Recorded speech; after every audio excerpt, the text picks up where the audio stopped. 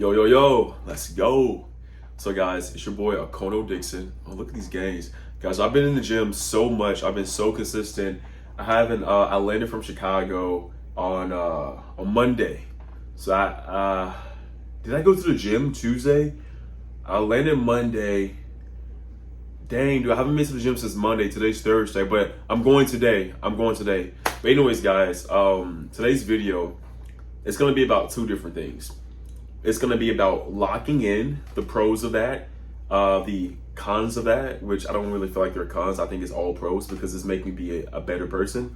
And also I'm going to talk about the power of haters, how it actually empowers you. That's something that I've never really talked about.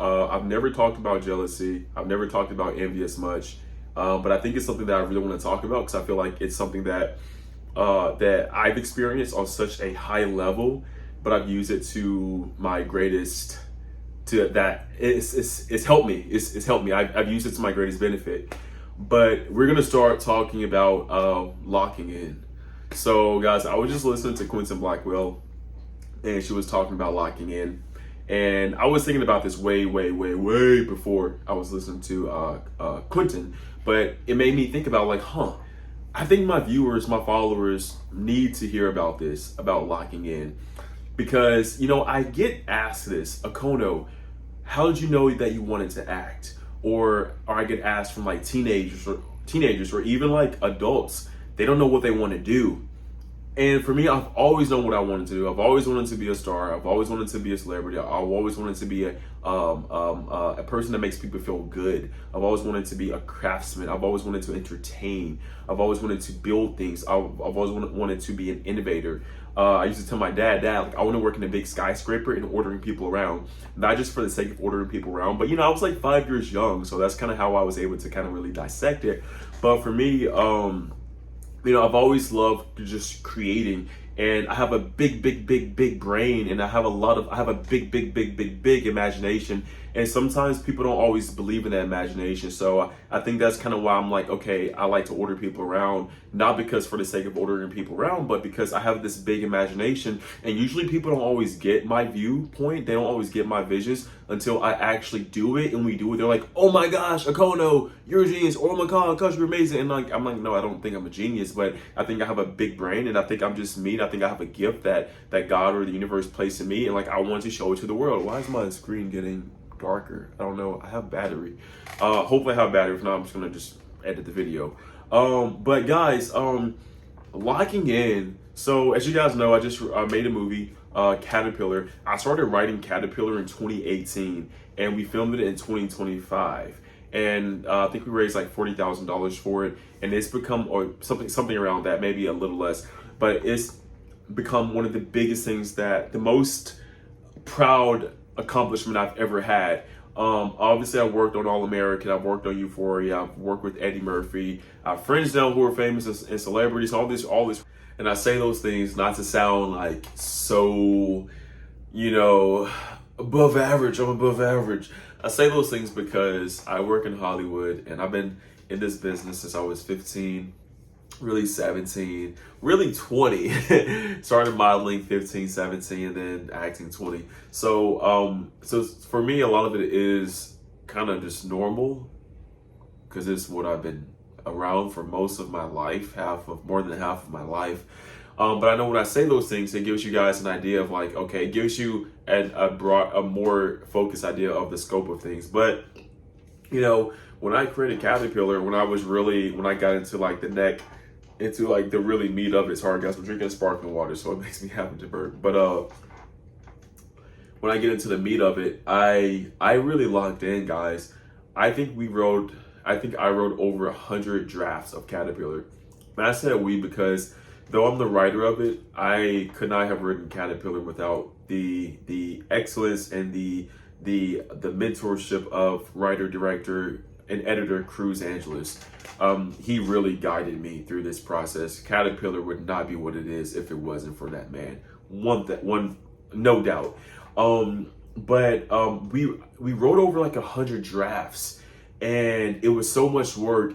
And then I was destined to get this movie funded. I remember Cruz saying, he's like, Akono, I don't know if you're gonna get this, but he's like, but like I never gave up. I'm like, no, we're gonna get it. And at first we only needed 10K, then it turned to 15K, then it turned to 25K, but we ended up raising close like to almost 40K. I think a little, yeah, I think right at ish 40K ish possibly. I would need to go back into that document, but I was so locked in on what I wanted to do, guys. Like I was visualizing every 3 hours because I stayed at the gym. People at Lifetime, they know I was at the gym every day basically, but I would take every 3 hours, I would go downstairs and I would meditate and I would visualize how it felt to be on set, how it would feel, how it would smell, and like visualizing me being it. Now I'm using that visualization practice on something else. But guys, and definitely I'm gonna fast forward, but then we went into pre-production, into development / pre-production, where we were writing, and also, we were in pre-production where we were getting the cast ready. Guys, I was not sleeping. I was working many jobs. I was getting that done. I was working my side jobs. I was writing. I was auditioning. Like there was no stopping me. I wasn't really dating. I tried it. Well, I was dating a little, but I went on 2 dates. It was really fun, but I had to put so much focus onto my writing. Like the people I were dating, like they weren't the right ones. Like it was very obvious, amazing people, but weren't the right ones. And so I just put all that time into my script. I would wake up, write, go to work, wake up, write, go to work, audition, film, travel, whatever. But I was always working, and to me, I was just locked in, guys. And now I have this beautiful film that's directed by a Sundance fellow director. When I first got into acting, Cruz Angeles was like the director I said I want to work with. And I ended up not just working with him on an ABC show, but he ended up being attached to direct my first project. And then I get so excited about that. Like I love saying that because that's such a huge manifestation. But I really locked in, guys, and then we made a beautiful film. I am promoting it on social media, and it's getting a lot of great reviews. And I'm able to now, I'm submitting it to festivals, and I'm getting such amazing feedback from the people who are in my inner circle and inner Hollywood who have seen the films, and even family and friends. They're like, Akono, we knew it would be good, but this is different. I think my family and friends and people who are in the business see me in a whole different light now, because I created something that wasn't just a film, but it's something that's really impactful and that's really, really, really, really, really beautifully and professionally just amazingly made. Obviously, it's going to be professional, but it's very professionally made. Like, it just looks so freaking good.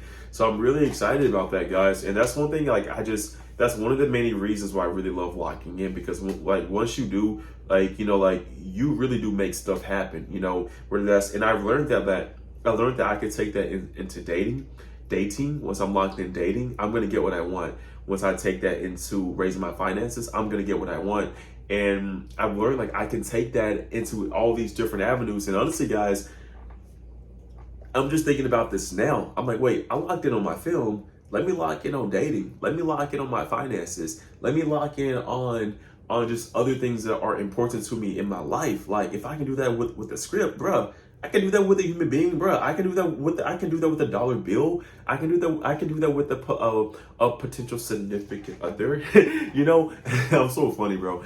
But yeah, so I just think locking in is such an important thing, and I know that a lot of guys talk about it and girls talk about it on social media, but I just really feel like I needed to advocate for that mindset of locking in, because it's so important and it's such a special thing that once you do, it's like there's no one that can stop you, no one except you, because if you want to stop, now I'm done with that conversation. Now, guys, we're gonna talk about the haters type thing. So I was thinking, should I split this into two videos? But no, I'm gonna keep it into one video. I guess the first time of jealousy was whenever thinking back on it, when I was in kindergarten, first grade. I grew up well off. We grew up well off financially, and it was a part of my life. Didn't really know anything other than that. So there were ways that kids would act towards me who weren't. And looking back on it, I realized, it wasn't just jealousy, but it's just it's kind of what Taylor Swift said. what did she say? I don't want to butcher it. I've seen Taylor. I met her one time, but it was really quickly. She doesn't remember me, but she's she's funny, dude. Like in the best way. She's so down to earth. She's just like she knows like I think she knows she's like extremely famous. She's also like aware that she's famous, and she's aware that she's just like a normal person though too. But anyways, I won't make this a Taylor Swift video, but she said something like hating isn't hating, it's just misunderstanding. And I think that's kind of what it is. At the end of the day, but I'll go more into the word hater.